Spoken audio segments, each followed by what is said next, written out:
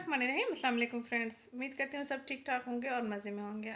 उन लड़कियों के लिए एक ज़बरदस्त होम रेमेडी लेकर आई हूँ जिनके बालों की ग्रोथ नहीं हो रही या बालों की ग्रोथ हो रही है लेकिन बाल उनके रूखे फीके पे रौनक हैं। अगर आप अपने बालों में कुदरती चमक लाना चाहती हैं तो इस रेमेडी का लाजमी इस्तेमाल करें, क्योंकि ये मेरी आजमाई हुई टिप है और मुझे भी बहुत अच्छे रिजल्ट्स मिले हैं, इसलिए ये मैं आपके साथ शेयर करने जा रही हूँ।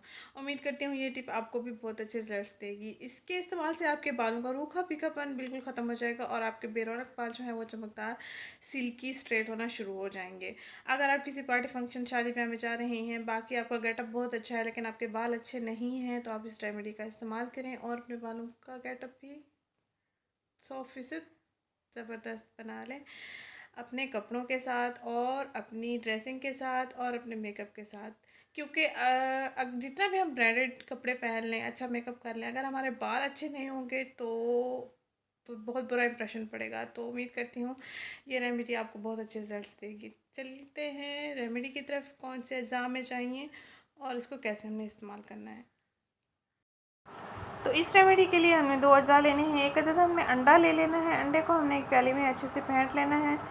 जब अच्छे से ये फेंट जाएगा तो उसमें हम डालेंगे कोकोनट ऑयल यानी कि नारियल का तेल। नारियल का तेल अगर आपके पास पंसार वाला है यानी कि खुला है तो वो भी इस्तेमाल कर सकते हैं। अगर आपके पास कोई भी पैकिंग वाला अवेलेबल है तो वो भी इस्तेमाल कर सकते हैं।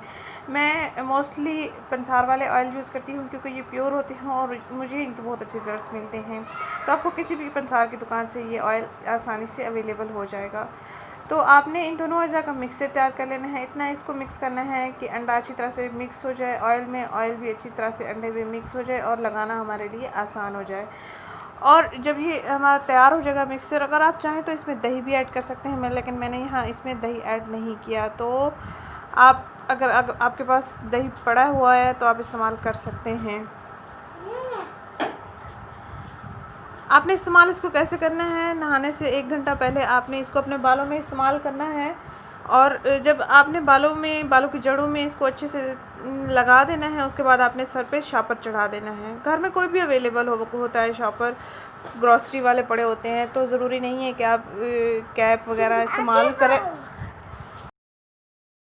तो दोस्तों ये थी आज की छोटी सी रेमेडी। उम्मीद करती हूँ ये रेमेडी आपको अच्छी लगेगी। घर में मौजूद 2 इंग्रेडिएंट्स से आप अपने बालों की रौनक वापस ला सकते हैं, बालों का रूखा फीकापन ख़त्म कर सकते हैं, बालों की कुदरती चमक को भी वापस ला सकते हैं। हफ्ते में 2 से 3 दिन इस रेमेडी का अगर आप इस्तेमाल करना चाहें तो आपके बाल बहुत अच्छे हो जाएंगे। काफ़ी अर्से तक आपको कोई भी कलर करवाने की ज़रूरत नहीं पड़ेगी, कोई भी ऑयलिंग करने की ज़रूरत नहीं पड़ेगी। और हाँ, सबसे अहम बात, जो लड़कियां बालों पर कलर का इस्तेमाल करती हैं तो उनके बाल कुछ अरसे के बाद फीके, रफ़ होना, खुरदरे होना, ड्राई होना शुरू हो जाते हैं। तो उनको चाहिए कि वो केयर करें। अगर वो कलर करवाना चाहती हैं तो वीकली केयर से अगर आप इस रेमेडी का इस्तेमाल करेंगे तो आपके बाल बहुत अच्छे रहेंगे। उम्मीद करती हूँ ये टिप आपको अच्छी लगेगी। मेरा चैनल सब्सक्राइब करना मत भूलें, मेरी वीडियो को लाइक करना भी मत भूलें, शेयर करना भी मत भूलें। मिलते हैं नेक्स्ट वीडियो में। Thank you. अल्लाह हाफिज़।